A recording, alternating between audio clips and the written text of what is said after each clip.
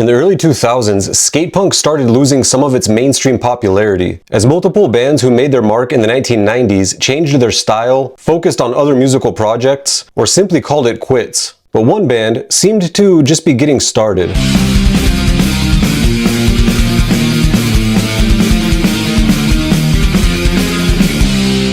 The Bay Area's Tsunami Bomb, one of the few women-fronted bands in the popular punk scene, was on an upward trajectory, touring all over the world and drawing huge crowds at shows and performing at multiple Vans Warped tours in the early 2000s, playing a style of melodic punk popularized in the previous decade, but with their own twist.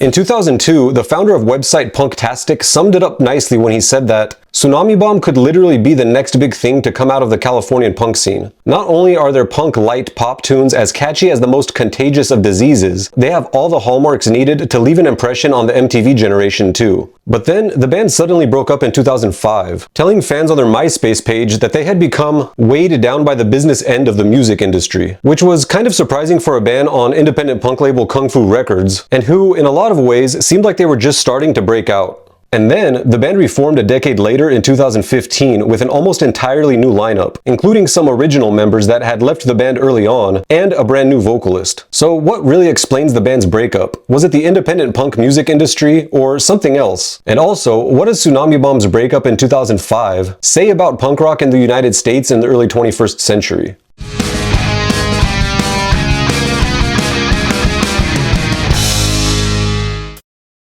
Hi everyone, I'm Joe Meyer and this is Heavy Academia, a place meant to foster discussions about some big questions surrounding bands and genres that I hope we all like. And none of these stories that I cover would be complete without your input. So please consider contributing to the bigger picture and help deepen our understanding about all of this stuff by letting us know what you think or by sharing your own experiences and knowledge here in the comments. And so today I want to discuss the relatively short-lived career of melodic punk band Tsunami Bomb, but I also want to use them to explore bigger questions about punk in the 2000s. And Tsunami Bomb is an interesting case since the band had multiple lineup changes throughout its career. They formed in Petaluma, California in 1998 with keyboardist Ubilet Sparks, bassist Dominic Davey, drummer Rob Reed, and guitarist Brian Plink. So why does any of this matter beyond just providing a bit of extra detail? Well, it's significant because by the time the band broke up in 2005, none of those members remained in the band. And it was with Tsunami Bomb's second vocalist, Emily Whitehurst, or Agent M, the band became most successful. And I think it's safe to say that many people, including myself, first heard of Tsunami Bomb with Agent M on vocals. And the band's debut full-length album, 2002's The Ultimate Escape, even placed at number 31 on Rolling Stone's list of 50 greatest pop-punk albums. And its follow-up, 2004's The Definitive Act, reached number 44 on the Billboard Heatseekers chart. So it's safe to say that the band was on an upward trajectory. But as we know, they broke up in 2005, citing the music industry, and they would elaborate in their statement to fans that the side that you guys don't see as music listeners is immense. Managers, labels, sales numbers, sound scans, agents, producers, accountants, lawsuits, royalties, contracts. The list goes on and on. If all of these parts of the business stay aligned and go as planned, things should be easy to handle. That has not been our case. But this explanation never really satisfied me, especially since the band was signed to Kung Fu Records, which was owned by Joe Escalante and Warren Fitzgerald of the Vandals, and they seem to have had a positive relationship with them. So could it be that the band originally broke up because they weren't getting more major label attention? Well, to complicate matters even further, after Tsunami Bomb broke up, many of the band members went on towards even more independent directions, with Agent M and bassist Matt McKenzie going on to form indie rock band The Action Design, and they signed with a now defunct label called Pop Smear Records, while guitarist Jay Northington and drummer Gabe Lindemann went on to join indie punk band Nothington, who were solid but stayed pretty underground, and while they were together, members of Tsunami Bomb never really seemed that interested in selling millions of records. For example, in a 2002 interview, the band was asked how they felt about people downloading their music, which at that time pretty much meant people illegally downloading and pirating their songs on peer-to-peer file sharing services like Napster. And when asked if they supported it, Agent M responded with, "Yes, it allows fans to familiarize themselves with our music. We depend mostly on merchandise sales, so having people download the music gets people to the shows." And founding bassist Dominic Davey said in a 2019 interview that Tsunami Bomb has just never been a band that labels have really got behind.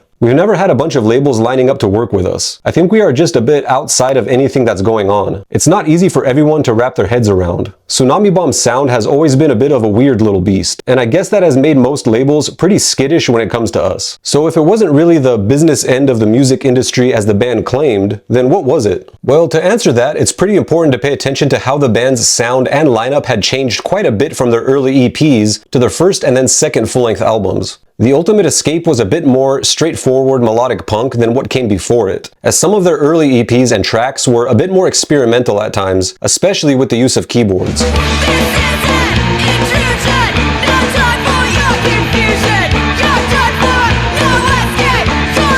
And keyboardist/vocalist Oubliette Sparks revealed that she had left the band before The Ultimate Escape was released because she didn't like the direction the band was going in. And she elaborated that the album's song El Diablo in particular was a bone of contention for the band.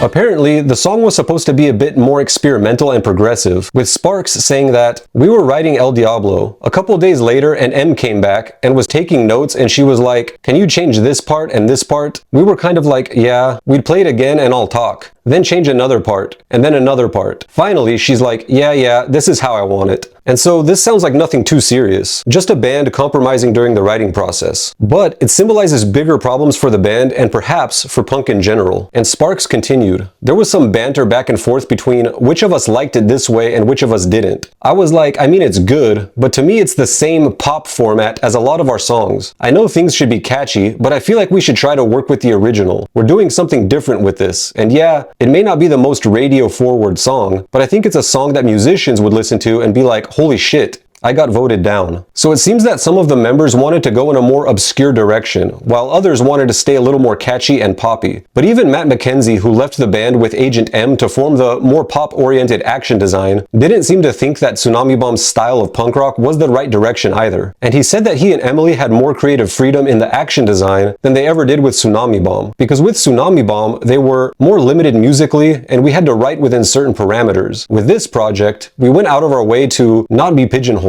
So now we can write any type of music we want.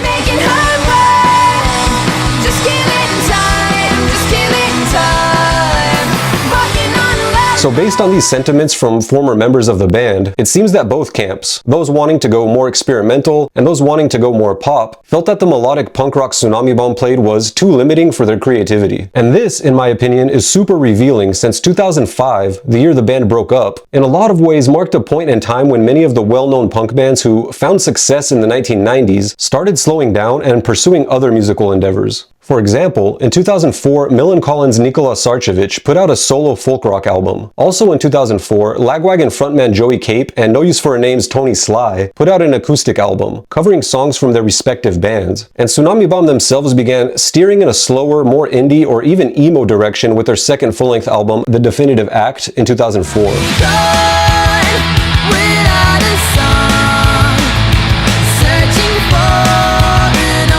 Now, there is of course nothing wrong with any of this, but it does go to show that by the early 2000s, both musicians and fans were moving on from the skate punk and pop punk sound that was so impactful in the 1990s. This is also evidenced by the lineups at the Vans Warped Tour, of which Tsunami Bomb had become a consistent participant in the early 2000s. And it went from a festival featuring mostly punk and ska bands to one that included more indie rock, post-hardcore, and even metalcore. And at the same time, other outlets for the connection between extreme sports and punk rock that made the music popular, like Taylor Steele's surf videos and the Tony Hawk's Pro Skater video games, began featuring less and less punk bands by the mid-2000s. Even large independent punk labels like Epitaph Records were signing less punk bands. Fletcher Drag from Pennywise summed it up when discussing Epitaph owner Brett Gurewitz signing more and more non-punk acts in the 2000s, saying that, "I think it's okay for him to diversify, opening up some different avenues for music. It would have been cool if it had remained a strictly punk rock label the whole time. But punk rock got to the point where it was kind of played out. There are too many bands doing it. To not explore different avenues would be shooting himself in the foot."